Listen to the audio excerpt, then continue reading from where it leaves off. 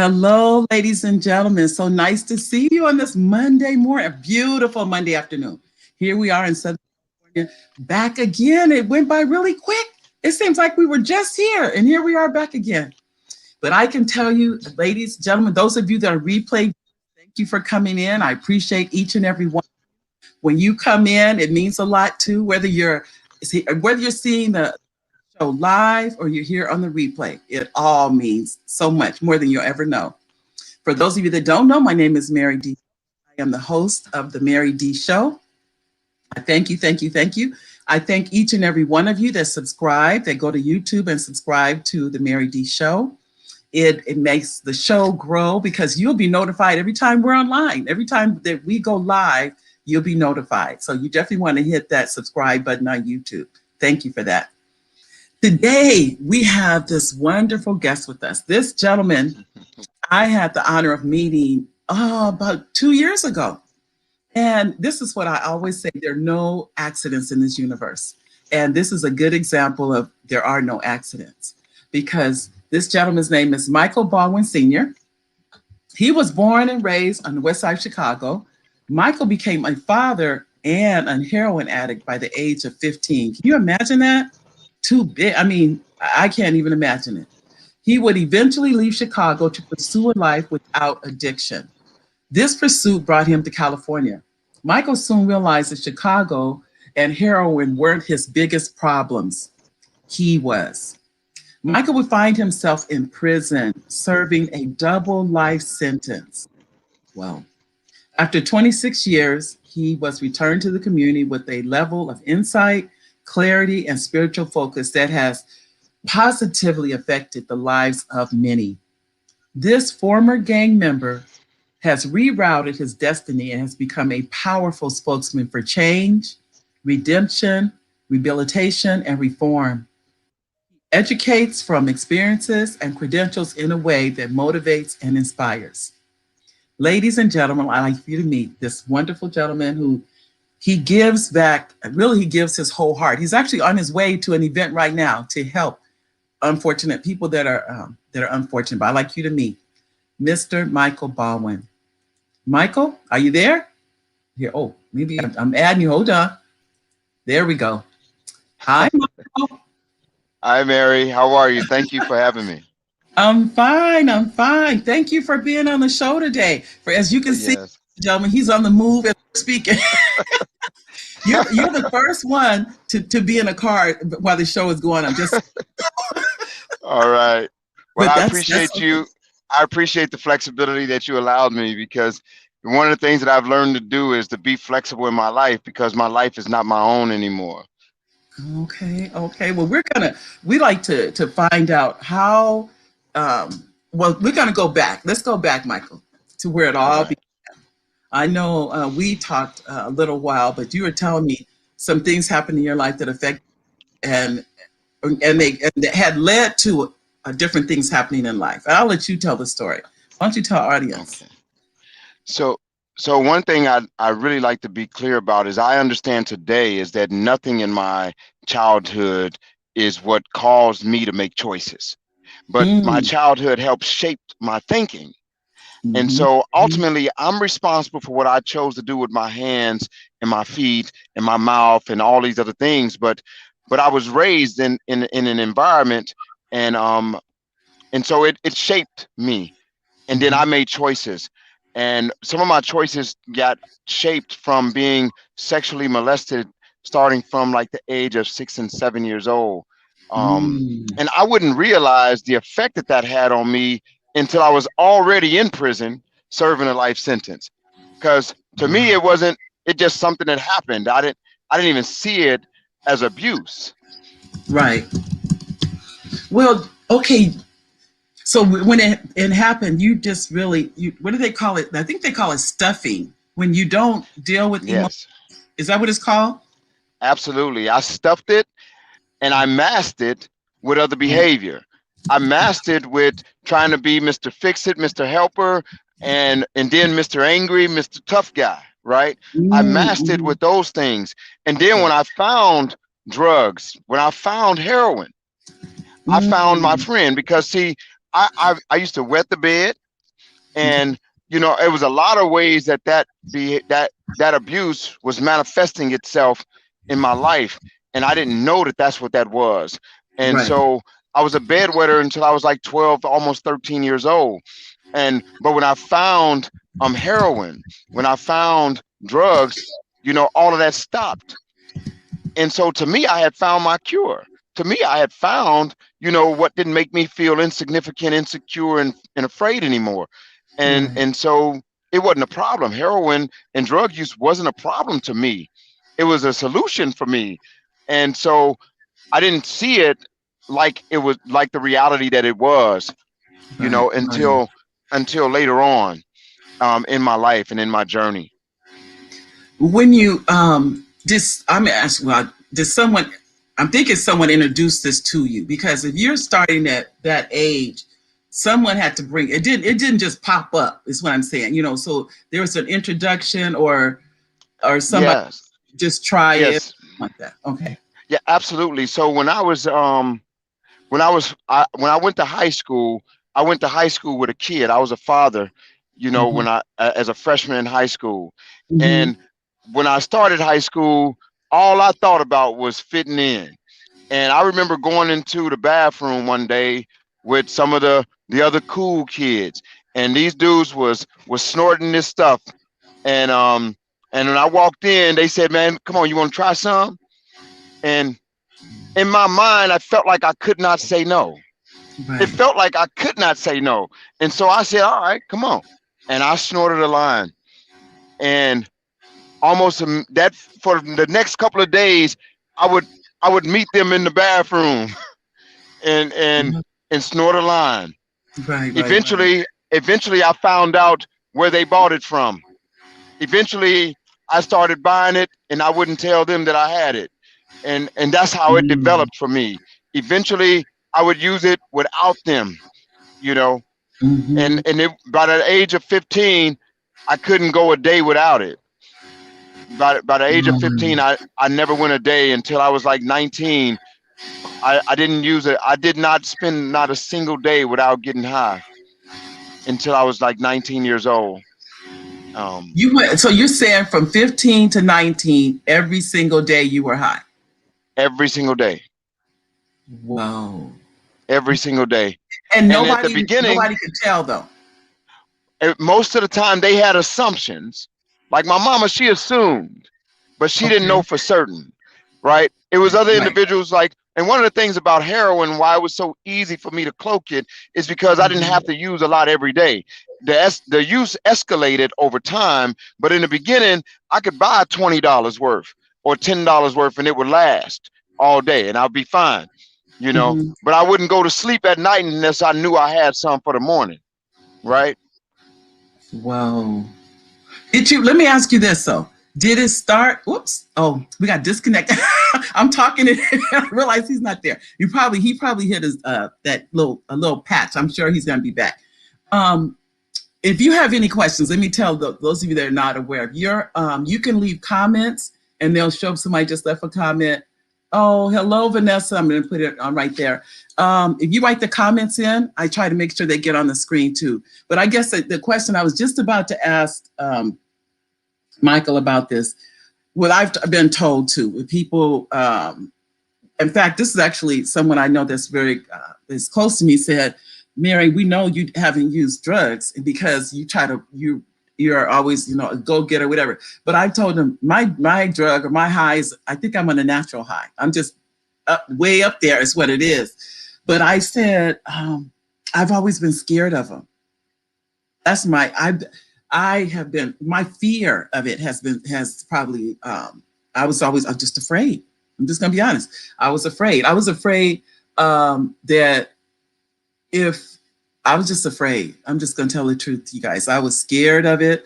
I was scared of, I'm not a needle person, so that was out anyway. But I was always scared because I always said this, if anybody gonna get hooked on, it's gonna be me. I actually said that. So I said, I think you better not have nothing to do with it because I didn't want anything else. When I was growing up, I was afraid that it would control me. This is what I was so afraid of that. So I'm listening to him, and like he said, which those of you that heard earlier, he was saying he also had had been abused, and I really think that those kind of issues going on in any of our lives lead to that, can lead to, though it doesn't have to. It doesn't have to, but like he admitted, he said it was still his decision. Everything that he did going forth, he said, these were my hands, these were my feet, these were my decisions. And so he really accepts responsibility for that.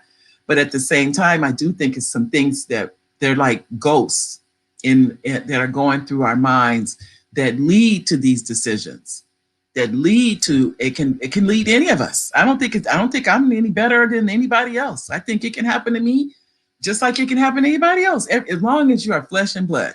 That's how I look at life. As long as you are flesh and blood, anything can happen. I know too. I'm going to give you some of Michael's background because I'm sure he's trying to get back on because he's been looking forward to this. His background includes he is a founder of MBSC Consulting Company.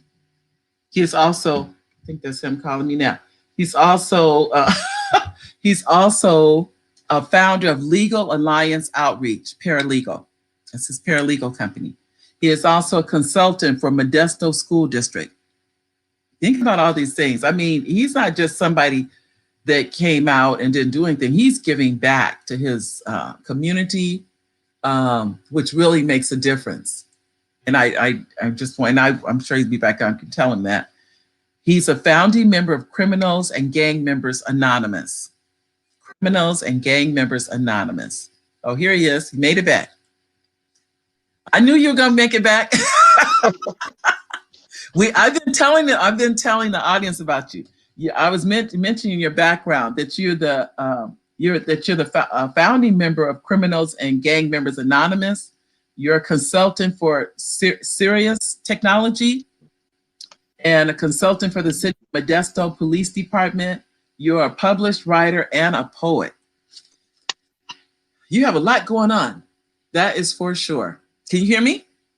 Yes, I'm working on getting the sound. Can you hear me? Yes, we can hear you. Okay. Yeah. When you disappeared, I was talking in the midst of Well, as soon as it happened, I said the devil is a lie. He trying to shut something down, right? And it ain't going down. It ain't going down. And so I pulled over. And so I'm on the side right now because it said my phone overheated. And okay. I don't understand why I would do that, but it's okay. Okay. We're still here. And Okay. so you had asked me about my drug use and if anybody knew.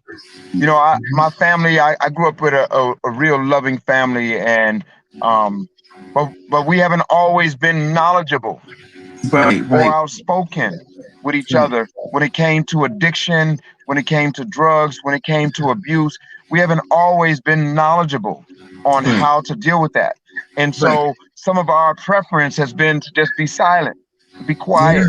Yeah. Even when I started sharing some of my experiences, I had to go back and talk to some of my family and tell them, hey, I apologize on this isn't, because this happened to me, it's not a reflection on you or your derelict. So we cannot allow, I don't want you to see it that way, but I respect that you see it that way. And I hear you and I understand, but I want to offer you an alternative way to look at this. There's other individuals in the world and in the community who are experiencing some of the same things. That's right. And their response will be the same as mine if we don't shine a light on these areas. And unfortunately, it took me going to prison and someone walking up to me on a prison yard and asking me who hurt me in order for me to identify with my pain. See, I was hurting and I started unleashing my pain onto the world because I felt like, how you going to expect for me to give a damn about somebody and ain't nobody gave a damn about me? And so my pain made me selfish and it made me self-centered. It made me only focus on me. And that's what pain does. And so I'm really concerned about the state of our nation because, unfortunately, all of us with COVID, with social injustice going on, and the Mm-hmm. and even those who are experiencing social injustice, and then you have our white community. Everybody feels like a victim right now because Right. even the average white human being feels like, well, what about me? That's why there's such a challenge when people say Black Lives Matter and other people say, well, why, what about the rest of us? Well, that's the sound of a victim Right. when they say that. And so a lot of times we're so quick to challenge them and to say, well, what do you mean? What about you? No, that's the wrong approach. We got to Mm-hmm. hear them out too. Because if Right. we do that, then we all can feel like somebody care about us. And then we Mm-hmm. all get a chance to have our say. And Right. and we will be able to make it to where Black Lives Matter and then Blue Lives Matter and all these lives matter. But when we misunderstand, when we hear those phrases come out, Mm-hmm. we Mm-hmm. automatically become defensive, or we want to attack or challenge, and we don't give up. We misunderstand what's happening. And I'm Right. grateful for my life today. I'm grateful that I spent 26 years, 7 months, and 17 days in prison, because it gave me a perspective that allows me to care about every person, even those who are racist. I Right. still care about them, right? Well, but think about would you think you would have gotten there? You think you would have if it wasn't for that time that you were in prison that brought you to this. It's an awakening to this. You know what I mean? Sounds like a lot of soul searching to come to these things. It didn't happen. Abs- It didn't happen. I mean, I don't think it happens for any of us overnight. But I do want to take a minute because I notice is so many people are making comments. I do want to acknowledge them. They are right now. I see it's Nita, Sheila, Vanessa, Brenda, Kevin, Letha. I'm just reading down the list. Elaine. I want to tell each and every one of you, thank you for your comments. Thank you. If I didn't already put it up, I'm going to try and put those up for everybody to see because they're coming in so fast. But I can tell you right now, you didn't take this and make it a negative, Michael. That's why, like I said, when we met, that energy, that positive energy. You didn't say you were not striking out against people and blaming people and look what they did to me. You did not play the victim. I'm gonna tell you that now. That Absolutely. I think people that energy they're attracted to you. That's why that was one reason I wanted you on the show because your positivity. You took what would be a lot of people say a negative and you turned it into a positive. Amen.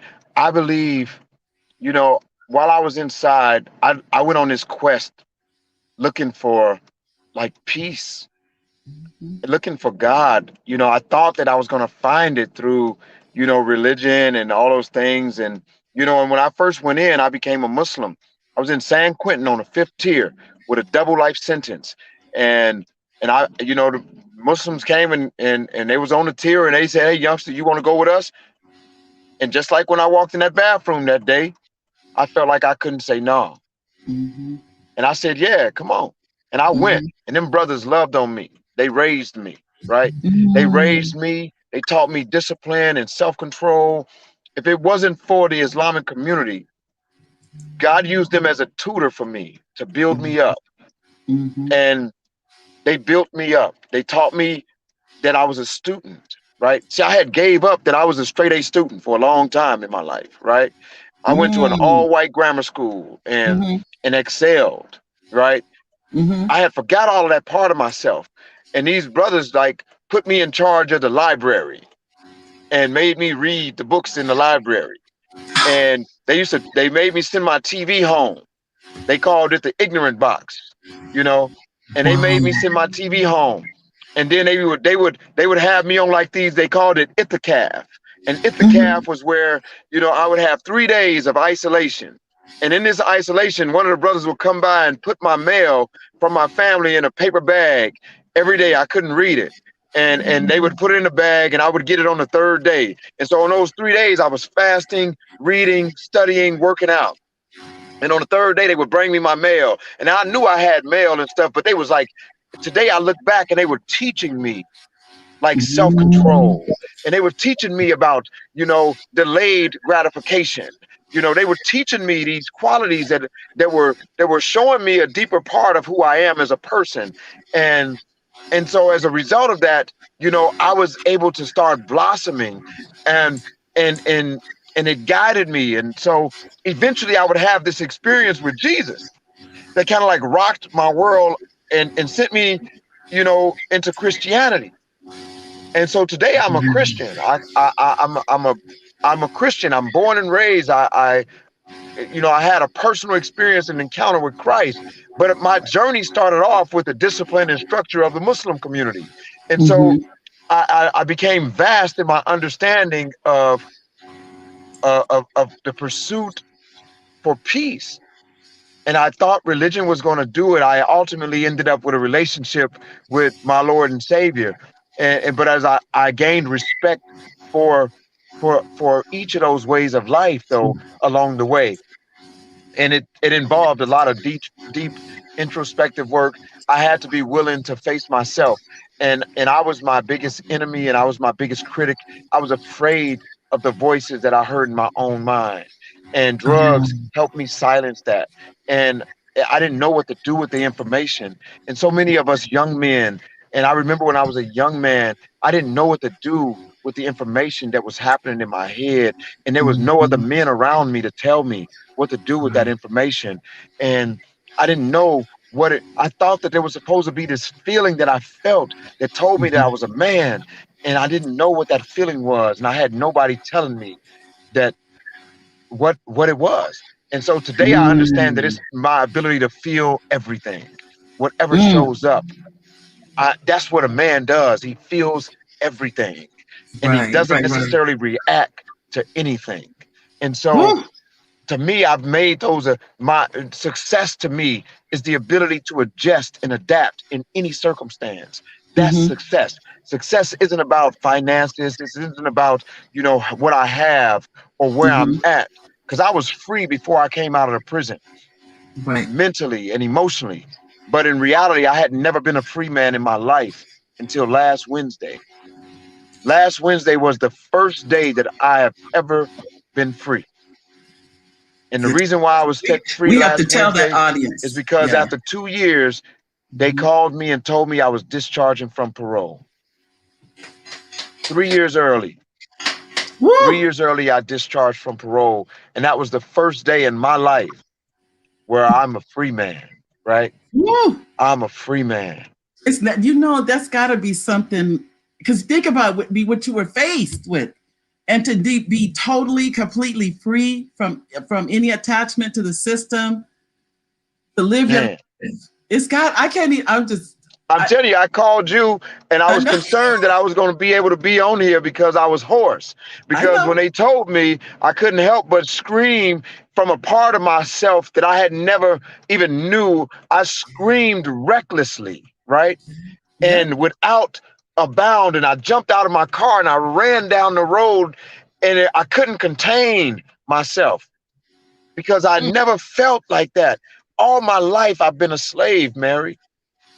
Oh, Abuse made me a slave.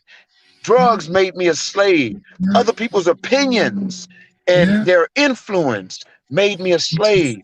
Mm. Today, I am not a product of I don't have to absorb anyone's influence that I don't want to, because the first thing is I identify it, I recognize it. The most powerful thing about an influence is when you're ignorant to it, right?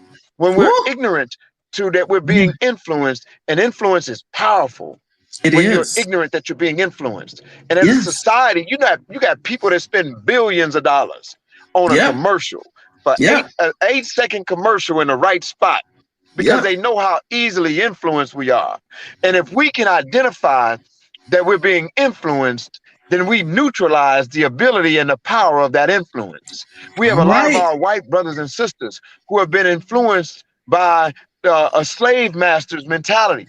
We have a lot of my brothers, my peers, who have been raised and educated by slaves. I was raised by a slave who was raised by a slave Mm. who was raised by a slave. So Right. until one of us get freed, then we don't know how to produce freedom. We don't know how to Yeah. produce freedom from that bondage.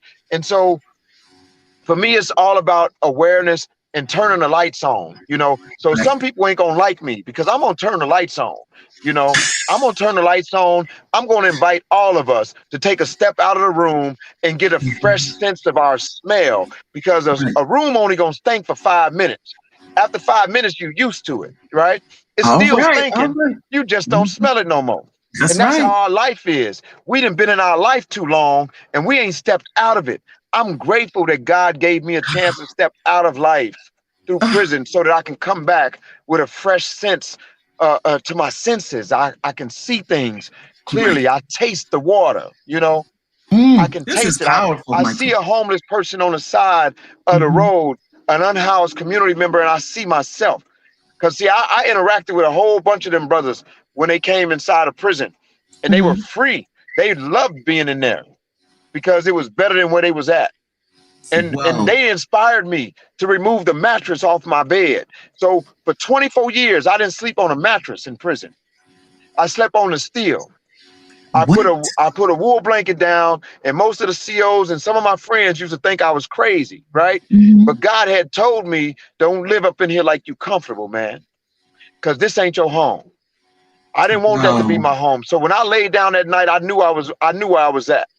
Mhm. I knew Mhm. where I was at. I knew I wasn't at home, and I didn't want to be comfortable because when I came home, if I had to lay on the concrete, then I was gonna want to go back to my most comfortable bed that I slept in, which was a prison cot, and I wasn't gonna let that be a comfortable bed for me because the You mind know, energy follows thought.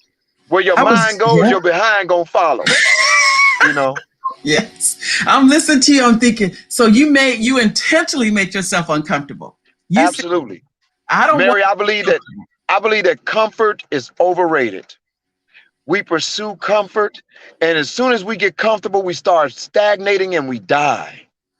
Woo. I was not going to be comfortable in there. You know, I used to do this exercise with myself and some of my friends, and we would sit on a prison yard, and in my attempt to understand myself and to control Mhm. myself, I would let flies land on me.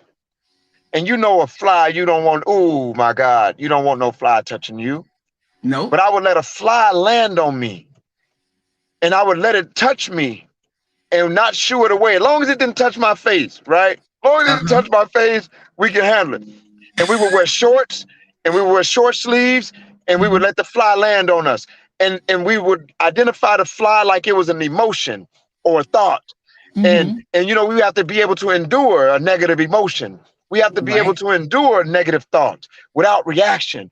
And so I would let that fly sit on me and touch me without shooing it away.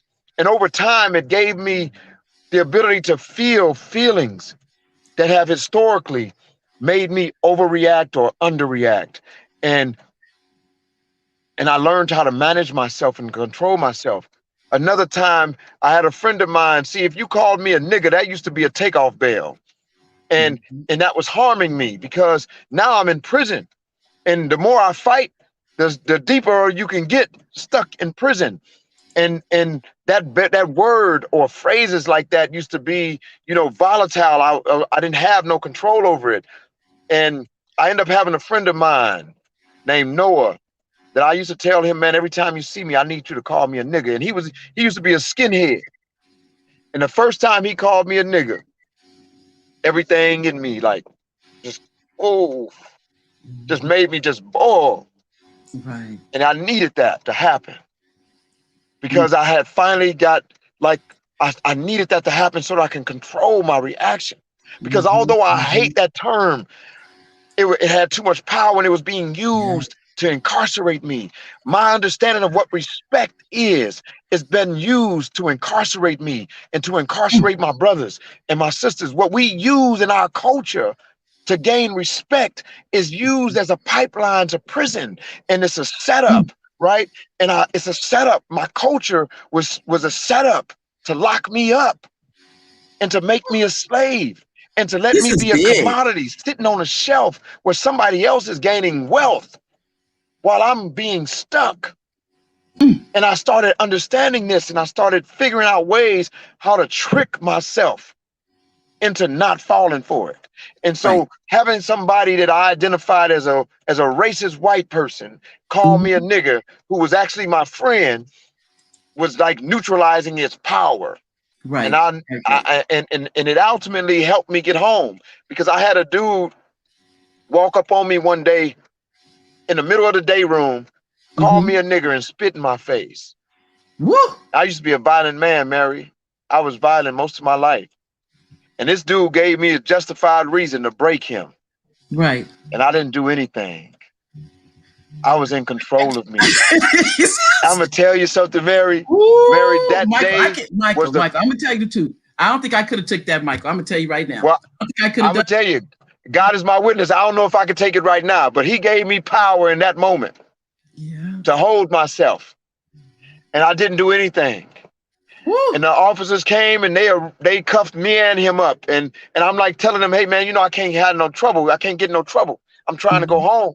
And he said, no, dummy, I need to document this. Mm, And they put it in my file that this happened. mm. When I went to the parole board in 2018, it was the first time that they brought it up. Well. And they said, man, this is proof that you are no longer a danger to society. Woo. We know your history, but Hmm. you let this happen and you didn't react to it. That's proof that you Well. can go home now. And Wow. on October 22nd of 2018, I paroled. I paroled and I came out and I started working for the law offices of Tracy Lum, and I still work for Tracy Lum today. Uh-huh. She is she is one of the most prolific board attorneys that we have in the state. Her heart is gold. And Mm. the reason why I work for her and the reason why I support her is because the first person to ever walk up to me on a prison yard and ask me, man, who hurt you? Was a dude named Richard Mexico. He's Hmm. the founder of Criminals and Gang Members Anonymous, which is a 12-step program that identifies being a gang member and a criminal as an addiction, right? It ain't just it's a choice, it's an addiction, just like drugs and alcohol, except now you're addicted to a lifestyle. You're Mm. addicted to people. And it needs to Hmm. be addressed like that because, if we address it, we start thinking that people are just behaving, but we don't always know what's motivating us. See, I Right. didn't know what was motivating me. And I Right. was Right. Right. motivated by a need to fit in. I was motivated by a reason to cover up my being sexually abused and how I felt different than other people. And CGA, Criminals and Gang Members Anonymous, helps address the lifestyle, not just the behavior. And Hmm. so he was the founder of this program. And Hmm. it started on a yard I was on. And now it's in every prison in the state of California. Now it's Whoa. all across the nation. And it's the main reason why me and so many others of us are free today is because this man who they had on death row Uh-huh. was able to battle himself enough to start this program and revise 12 steps of AA to fit a new generation. And he revised those steps to fit me. And so, like most people who go to AA, they understand step one, Hmm. to say that we were powerless over drugs and alcohol. Well, Right. he shifted that step to say that we lack strength and control over all forms of illegal activity and that our lives are not decent or manageable. See, because a criminal and a gang member can't say that we're powerless, but we may lack strength and control over what's controlling us because we don't know what's motivating us. We've lost touch with our emotional abilities. And so that we're compelled, we have this compulsion to act in a Uh-huh. particular way because we obsess on things. And so he started that program, and Tracy Lum, she Uh-huh. fought with tooth and nail to allow him to die in freedom. He spent 16 hours free before he passed away. He paroled in an ambulance, and Tracy Lum Oh my fought for his God. freedom. And so that's why I work for her today. That's why if I'm making $1 million a month, I'm gonna still work for that woman because I Oh, believe in what she do, and she helped him right. experience 16 hours of freedom. And somebody had went on death row when he was on death row. And it was Hmm. a nun that showed up on death row and told him, "You're not gonna die in prison." And he Oh, told her, "Lady, get away from me." oh. And he didn't He was die in on prison. death row and he was sick on death row. He was sent on death row, and death penalty was commuted on his birthday in 1977, and he was Oh, allowed to come to the yards. And I'm grateful that the state did not kill him, because if the mhm. state had killed him like they said they would do, then I wouldn't be here today, because I was on a death mission myself. Criminals and Gang Members Anonymous wouldn't be a program today if the state had killed that man for the wrongs that Whew. he did do, right? Right. For the wrongs that he did do, and he accept Right. accountability that he did do. Right.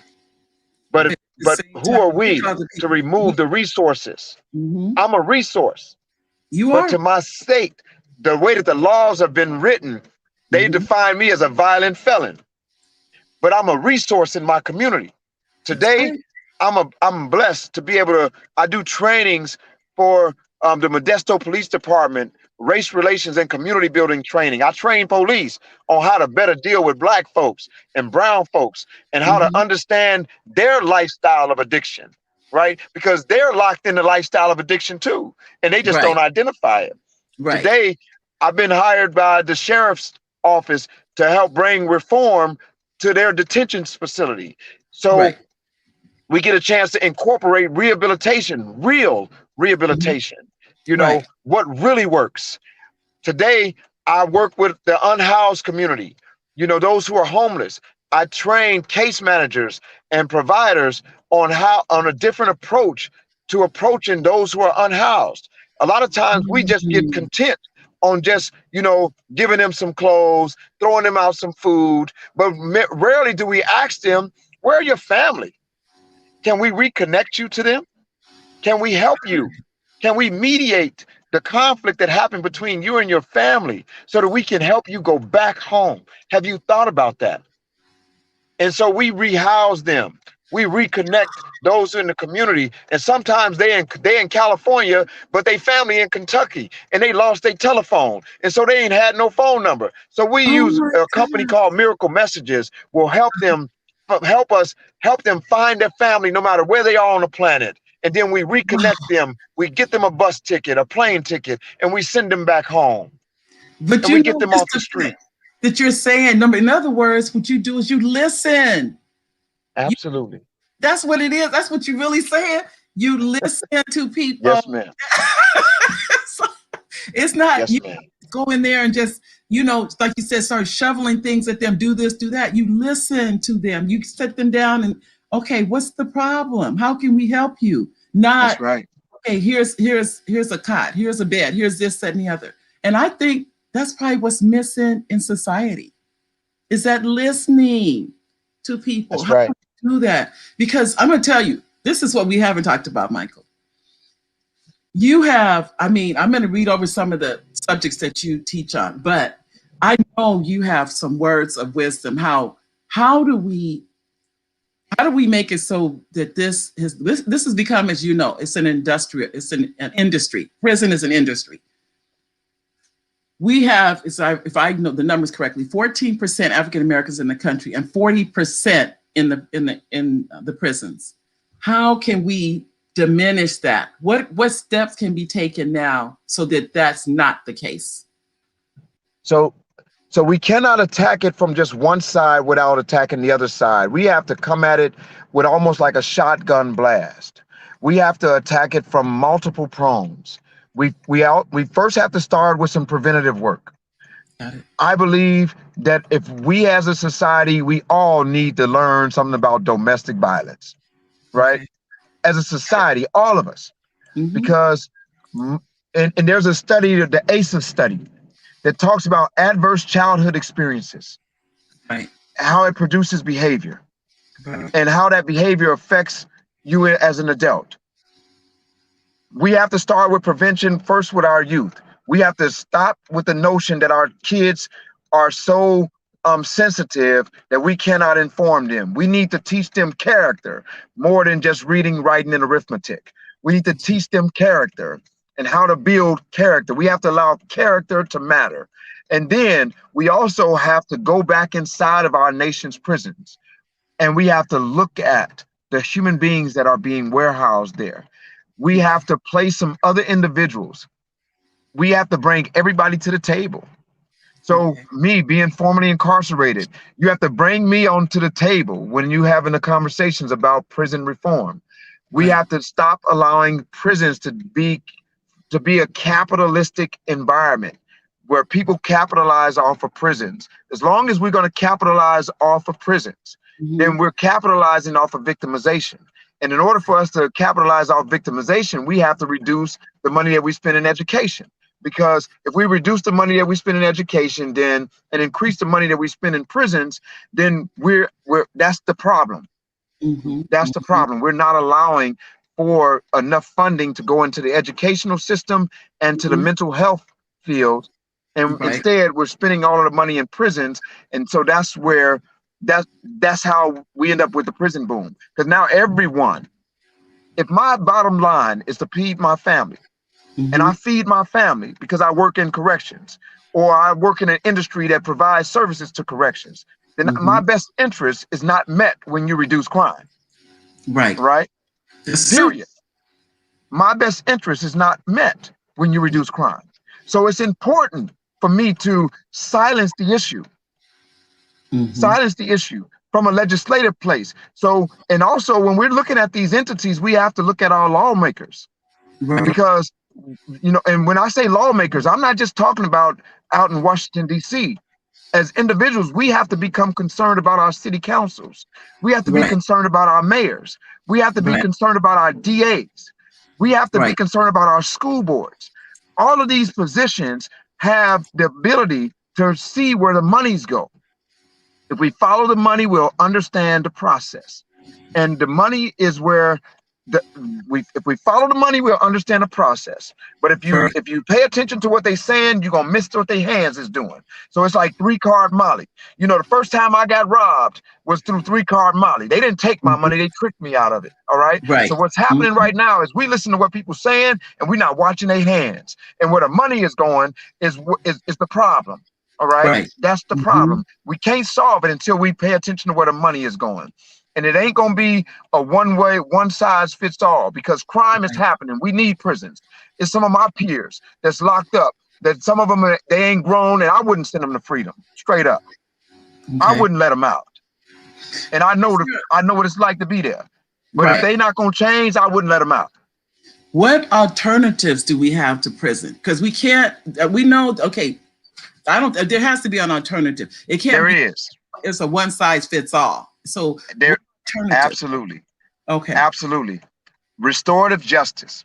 I believe that if we're going to do justice, Hmm. crime happens as a result of severed and destructive relationships. So justice should include mending and healing relationships. If the justice Mm. that we provide does not heal the relationship, Right. then it's not justice at all. Mm. So one of my goals and one of my intentions is to build a program in our nation that's going to become an alternative to incarceration. And it's going to be doing more than just rehabilitation. Sometimes we have Hmm. to habilitate before we can rehabilitate because some of Right. our household structures have been dealing with so much poverty and so much decay and so much dysfunction that there's no habilitation happening. So we have to habilitate the entire family in our justice systems. So when Right. we incarcerate an individual, we're actually incarcerating his entire family. And so we Yes. have to take interest in his entire family. And until we do that, then we haven't solved any other problem. And so if we create a structure that allows Hmm. for us to use alternatives to sentencing to prison, Hmm. again, we go back to the money. If all the money is going in there, then that's what we got to send them to. But if we create a structure that allows for alternatives to sentencing to prison, to where we sentence an individual to a program that allows him to come and clean up the highways, that allows him to Hmm. go and interact with schools, that allows him to go and interact in the community that he's harmed, where he has to go door to door and let individuals know, I stole some stuff the other day, and this is the reason why I stole these things and I'm working with these individuals and they're going to help me to learn some other skills so I ain't got to steal. That they're gonna show me how to interact with other people. When we think about gang violence, a lot of times our gangs are looking to find a voice for themselves. You know, if we can help them find a voice for themselves in other ways, then we can reduce the violence and the crime that happens as a result of gang violence. You know, but if Right, a community right. doesn't have very many options, then we're gonna create our own options. But our justice system is severely broken because we don't have all the people who it affects at the table, and Got it you. wasn't built to have us at the table in the first place. So in other words, and I'm telling you, I know you guys can you can hear me, but you can't see me. Um, the change, what you're saying, it sounds to me, what you're saying, the change begins with us. It begins with, Absolutely. we have to be somewhere in this. We can't just sit back on the sidelines and expect change to just come. And it depends. Not everybody's going to be, I mean, as committed, but find your place where you can commit. Find your place where you can help. Find your place where you're going to make a difference. And Mary, I'm a firm believer.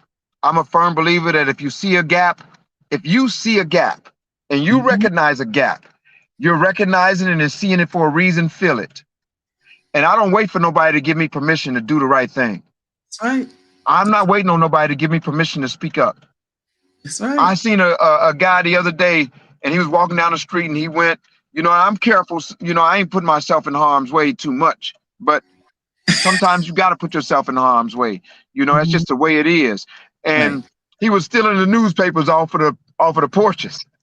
And he's a homeless guy. He was unhoused. And so I stopped him and said, man, what you doing? You know Mhm. people are already judging you. And you giving Mhm. them more of a reason to judge you. You want a newspaper, or you just taking the paper for what? And he said, man, to be honest with you, I'm taking the paper because I don't have no toilet paper. Mm. He told the truth. And I grabbed that dude. I told him, man, come on, let's go put these papers back. I'm going to Yeah. take you and we're going to get you some toilet paper. And we went to the store and we got him some toilet paper. Yeah. And so if I would have just looked at him and seen his behavior Yeah. and said, man, you just being a nuisance, Yeah. and I asked him the question, I wouldn't have understood that this man was actually getting those papers, that newspaper, because he needed to wipe his butt. Yeah. And he's living in the community. But you took the time just to just like you said, just walking up. You didn't know him, but you saw what he was doing, and you knew it had to be something behind that. That he would just be doing that. And then I mean, I can't even imagine. I can't even imagine because you're changing people's lives by doing the one thing. Like I said, you're listening to him. You went to him and just listen to what, why are you doing this? You're, like you said, you're already being judged. That's what you're really saying to him. Yeah. Why put yourself in a position now where people saying you're stealing or something like that? And Mary, you know, I've been judged my whole life. I think we And all even today, you know, it's some people that I've harmed. They don't want me, and they didn't want me in the community. They didn't want to see me free, and I don't have. blame them, you know, because they still remember the day that I collided into their life Right. 27 years ago, and I respect them, you know, and I Mm-hmm. honor them. Mm-hmm. But to but I'm not that individual, and today I'm a resource. I think that all of us are resources. Right. And it's important for us to be able to tap into whom much is given, much is expected. I was given my life back. Mm-hmm. And I was given my life back for a reason. And I don't know, you know, I had one of my sisters passed away in December from COVID-19, 3 days after her birthday.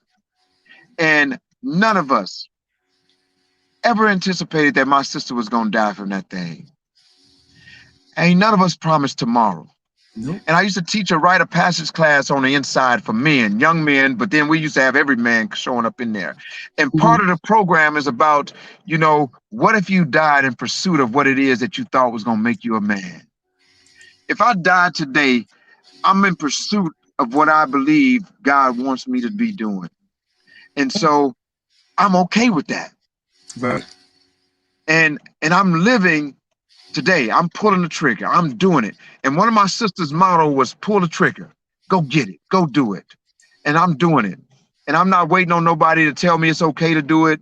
And I'm not doing none of that. And I'm going to tell you, today I own my own company, MBSC Consultants. I just Mm-hmm. started a nonprofit called Legacy Alliance Outreach. And I'm looking to make some waves. I'm looking to make some good trouble. I'm looking to do something that's going to leave a mark on the planet that my kids and my grandkids can experience, besides crime, besides violence, besides, I want to overwhelm the negative story that I had put out there in the world. I want to overwhelm it. I want to overwhelm it. I want it to be, and I want to tell that story so that can't nobody try to tell it for me. Yeah, if you want to say what I did or where I've been, yeah, I'll tell you about that. It's all true. That is true. I used to be that, Right, right. used to, right? Is the optimum word, right? And It's, you tell me, they killed Jesus and they called him all types of stuff, right? yeah, I yeah, ain't Jesus. You know what I mean? I ain't Jesus. I ain't gonna be him, but I might be the only Jesus that some people gonna ever run into, that's right? right. I might be the only gospel that some people gonna ever read, right? That's right. And so I try to do my best to be that. And I am not without my flaws and without my mistakes, because life is for learning. So I'm in this thing to learn and to give and to teach. And you're a diamond. You're a diamond. You give us an opportunity to share a story. And I don't know a whole lot about social media and all that stuff. I'm just not learning it. I'm just now learning it. And so Right. I'm grateful for the people that God placed in my life, like Kevin and who's showing me how to do these things, how to share my story. Because for me, I'd just keep doing what I'm doing and quietly. You know what I mean? Right, right, I'd just right. done it quietly. No, I ain't really no, tripping, but I don't no, mind being loud either. I don't being loud. I don't mind being loud. I believe that it's yeah, our responsibility to become contagious. To yeah. learn something, teach something, and become contagious, so that other people catch on. Right? When you're given so many people here, so many people I know have loved ones that's incarcerated. As you know, I have my youngest son who's incarcerated, and and as you mentioned, not only is he there, but it means that we're there. We try to make sure that he survives this. I think that's what it is more than a lot of it. You want him to survive it. You want him to make it home from this situation. Um, but it I'm gonna hasn't. tell you, Mary, It there hasn't. was a lot of days where I didn't think I was gonna make it home. But then once God like set something on me, I Mhm. used to tell my family, hey, if I don't make it, y'all better check underneath my fingernails. You're gonna find dirt up under there. Because I'm scratching and clawing. I'm scratching and clawing. I'm giving Mhm. everything I got. I used to walk a prison yard like I had my kids walking next to me, right? That's how I was living. That's how I was living. I wasn't doing time no more. I was living my life, right? Mhm. And your son, I started communicating with him, and Mhm. I still remember the day I met you in Detroit, right? At Mhm. that convention, we happened to be Yeah. sitting at the same table, Yeah. and we said something, and we just started talking. Next thing you know, you started mentioning how your son was incarcerated, and I Yeah. told you about my journey, Yeah. and and to know that I'm in a position to help him understand his path. And him Yeah. and we communicate quite a bit. And now Mhm. I'm on his neck, right? I'm on his neck. You know what Yes, I you mean? are. I'm on his neck. He's reading, he's studying, he's doing everything he needs to do to reduce the ignorance, Yeah. the ignorance that can exist in him and that can exist inside of us. And you and I was talking earlier about, my family didn't know that I had a life sentence. I didn't Yeah. tell my mama for about 10 years because I didn't trust that she could handle the information. Yeah. Once I told her, it opened up her her sense of responsibility and obligation to assist me. And as a nation, sometimes we hide from the truth, thinking that we're protecting somebody. And I think that we got to break ourselves of that, and we have to Yeah. start speaking out and speaking the truth and telling the truth, even if it's ugly and dirty and funky. We have to shine a light on it, because I believe that the truth can handle a question. It's our lies that crumble with questioning. It If the would truth can say handle a question, then why don't we share what we thinking? Why don't we share because how we feeling? you know what they say, the truth will set you free. Absolutely, and it does. It really does. It really does. Yeah, it'll set you free. But I could tell you, I said this, Michael, when I tell you, and I didn't even get into to because we only have a few minutes. So I'm gonna just give the audience So just a I touch. want to tell you one other thing. Somebody said Okay. on there Detroit. So Uh-huh. I'm gonna be in Detroit this weekend, doing a speaking event for the University of Michigan. Right? Wow. Okay. Ain't that something? And I I don't know. It's just like I'm just throwing my hands up and letting God take me wherever He want to take me. You know, wherever He want to take me, I'm willing to go. And if He needs somebody to show up, send me, I'll go. Right? Send me, I'll All go. right. Well, I can tell you, Michael, this has been an honor to have you on this show. I'm going to tell you that right now. But I do want to tell the audience some of the things. These are some of the topics. I can tell you right now, if you need, I don't have to tell you what kind of speaker he is, but you can tell. Outstanding speaker. But these are some topics just to give you an idea, audience. He's a criminal justice specialist. He can also speak on spirituality, on rehabilitation, restorative justice, domestic violence, victimology, sexual assault, gang prevention and intervention, pipeline to prison, cultural reform, trauma-informed therapy, emotional intelligence, political influence on education and incarceration, Chicago's violence and solution, slavery and its impact today, youth intervention, the power of influence. And to tell you the truth on that, Michael, we're all influenced by that.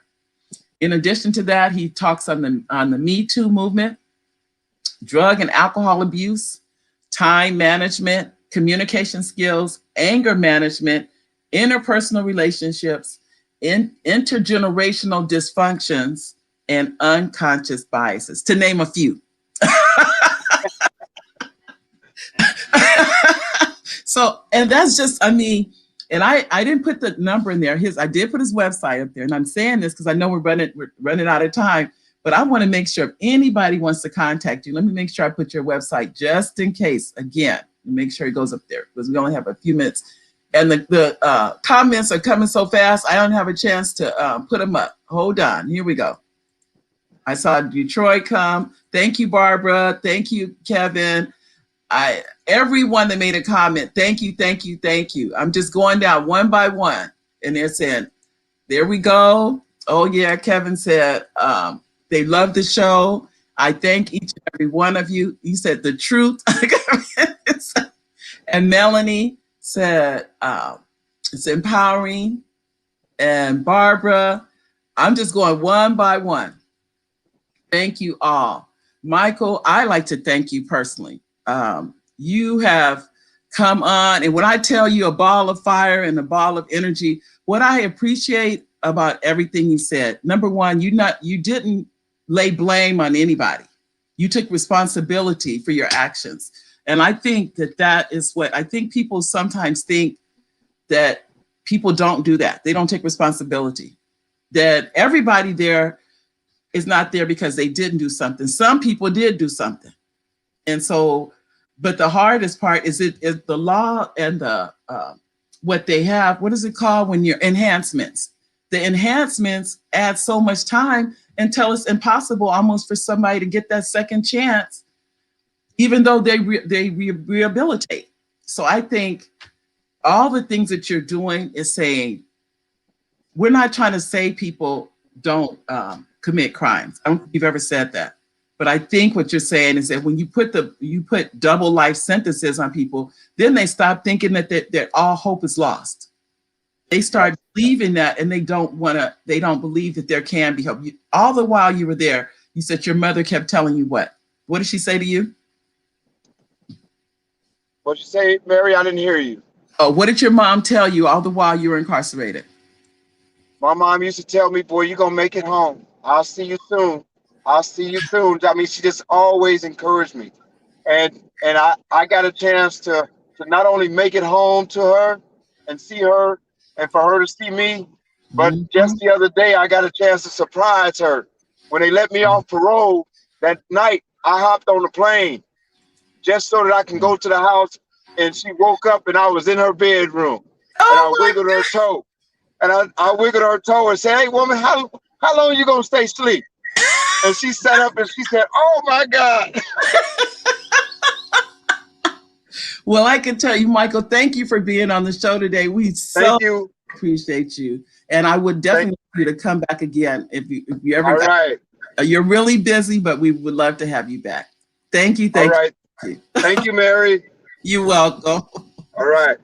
Ladies and gentlemen, that's our show for today. I'd like to thank you all for coming. And I also I saw another comment go, oh, thank you. There we go. I'd like to thank all of you for coming. And those of you that would be so kind to subscribe on our YouTube, I really do appreciate that. We're here every Monday, 1 o'clock live. You can see the show live, and you can get on the texting system or on the email. Thank you again for coming. I love each and every one of you, and I'll see you next Monday. Bye, everybody. Take care.